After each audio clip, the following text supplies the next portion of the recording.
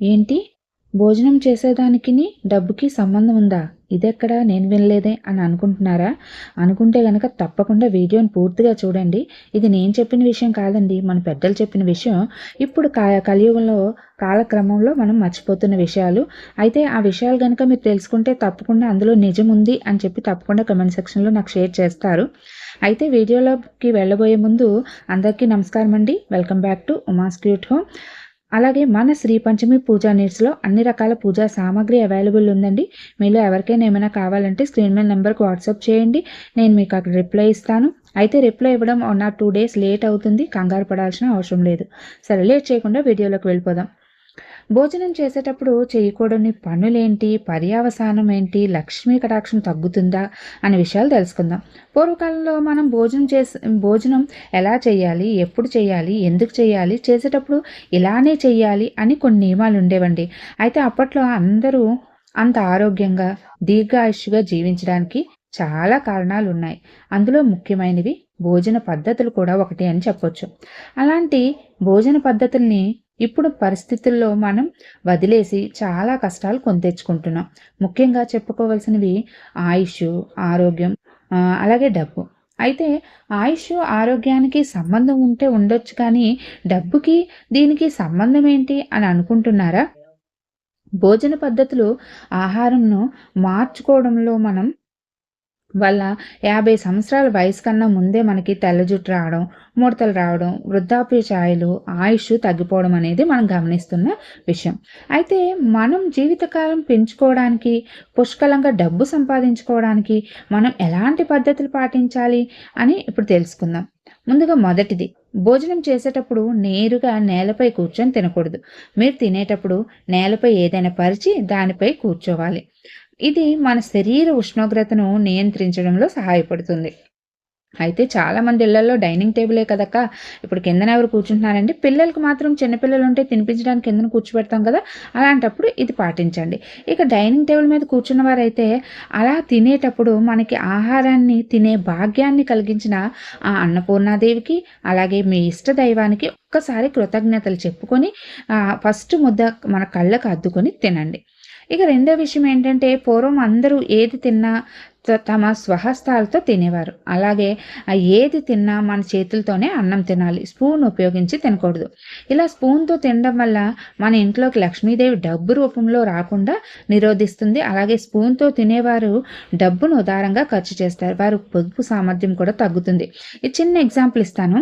మనం ఇన్నాళ్ళు డబ్బుని మన చేతులతో ఇచ్చేవాళ్ళం. రూ. 10 రూపాయి అవని, వేలవని, లక్షలవని. అంటే మన చేతుల్లోంచి డబ్బు వెళ్ళేటప్పుడు మనకి కొంచెం బాధ కలుగుతూ ఉంటుంది. అమ్మో!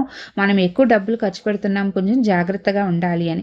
కానీ ఇప్పుడు అందరూ క్రెడిట్ కార్డులు, డెబిట్ కార్డులు, ఏటీఎం ఇవి ఉపయోగించడం వల్ల ఏమవుతుంది, ఫోన్‌పేలు అవి మనం ఎంత డబ్బులు ఖర్చు పెడుతున్నామో మన చేతి ద్వారా మనకు తెలియడం లేదు. దానివల్ల ఏంటంటే ఫస్ట్ 15 రోజులు, 20 రోజులు ఉన్న డబ్బులు ఖర్చు పెట్టేయడం, నెలాఖరు వచ్చేటప్పటికి కష్టాలు పడడం. అవునా కాదా?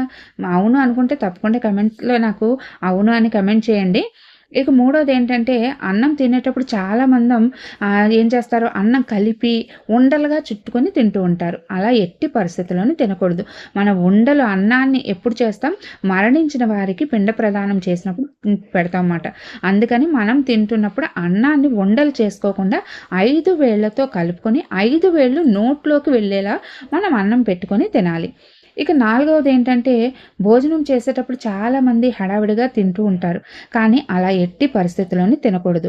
ఆహారాన్ని తినేటప్పుడు ఆస్వాదించాలి, మాట్లాడకూడదు, రుచి చూడాలి, బాగా నమిలి మింగాలి. శాస్త్రీయంగాను మరి ఆధ్యాత్మిక పరంగాను ఆహారాన్ని ఇలాగే తినాలి. అప్పుడే జీర్ణక్రియ బాగా జరిగి శరీరం ఆరోగ్యంగా ఉంటుంది అని మన పెద్దలు చెప్తూ ఉంటారు. డాక్టర్స్ కూడా చెప్తున్న విషయం. ఇక ఐదో విషయం ఏంటంటే భోజనం చేసేటప్పుడు ముఖ్యమైనది సరైన స్థలంలో కూర్చొని మనం తింటున్నామా లేదా అని గమనించుకోవాలి. ఏదైనా పనులు చేస్తూ తినడం లేదా భోజనం చేస్తూ మంచం మీద కూర్చోవడం వంటి పనులు ఎట్టి పరిస్థితుల్లోనూ చేయకూడదు. ముఖ్యంగా ఇప్పుడున్న జనరేషన్లో ఈ తప్పులు అనేది చేయకూడదని చెప్పినా చేస్తూ ఉంటారు. అలా చేయడం వల్ల ఏమవుతుందో చెప్తాను. మనం మొబైల్ ఫోన్ చూస్తూ టీవీ చూస్తూ తినకూడదు. అలా తినడం వల్ల మనం ఏం తింటున్నాం, ఎందుకు తింటున్నాం, అవి మన ఆరోగ్యాన్ని తగ్గించేవా లేదా పెంచేవా, పోషకాలను ఇస్తాయా, బరువు పెరుగుతామా, తగ్గుతామా అనే ఆలోచనే మనలో ఉండదు.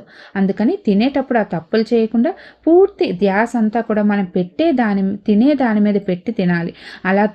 అలా ఏది తినాలనిపిస్తే అది తింటే మీ ఆయుష్ తగ్గుతుంది, ఆరోగ్యము పాడవుతుంది. ఇక ఆరో విషయం ఏంటంటే, పురాణాల ప్రకారం మహాలక్ష్మీదేవి భోజనం చేసేటప్పుడు మాట్లాడే వారిని శపిస్తుంది అని మన పెద్దలు చెప్తూ ఉంటే వింటూ ఉంటాం. చాలామంది క్లియర్గా చెప్పకపోయినా మాట్లాడకుండా తినండి అంటూ ఉంటాం. ఒకటి ఏంటంటే పొలమారుతుందని, రెండవది ఆ లక్ష్మీ కటాక్షం మనకు కలగదని. డబ్బు ఎప్పుడు వారి చేతుల్లోకి రాదనమాట. ఇలా మనం మాట్లాడుతూ తినడం వల్ల వాళ్ళు ఎంత కష్టపడి పనిచేసినా సంపాదించిన డబ్బు మన దగ్గర ఉండదు. కాబట్టి ఆహారం తినడానికి ఎన్ని నియమాలు చూసారా, మనకు తెలియవు చాలా విషయాలు, కానీ ఇప్పుడు తెలుసుకున్నారు కదండి. ఆహారం తినేటప్పుడు పైన చెప్పిన విషయాలు 6 విషయాల్లో మీకు ఏదైతే అన్నీ పాటిస్తే మంచిది, లేదు అనుకున్న వాళ్ళు కొన్నైనా పాటించడానికి ప్రయత్నించండి.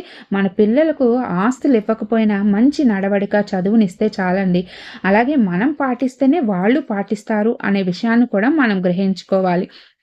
ఇవన్నీ మూఢనమ్మకాలు అని కొట్టి పడేయకుండా కొంచెం ఇవి పాటించి చూడడానికి ప్రయత్నించండి. ఏదైనా చిన్న మార్పైనా మీ జీవితంలో కలగడానికి అవకాశం ఉంటుంది. ఇలా చేయడం వల్ల డబ్బుకి డబ్బు వస్తుంది, ఆరోగ్యం వస్తుంది, ఆయుష్కి కొదవుండదు. ఆరోగ్యమే మహాభాగ్యం కదండి. అదండి ఈరోజు వీడియో. ఈ వీడియోలో నేను తెలుసుకున్న కొన్ని విషయాలు మీతో షేర్ చేశాను. ఇవి మీకు ఒక్కటైనా యూస్ఫుల్గా ఉంటుంది అనుకుంటే కనుక తప్పకుండా లైక్ చేయండి. మళ్ళీ ఇంకొక మంచి వీడియోతో మీ ముందుకు వస్తాను. అంతవరకు సెలవు.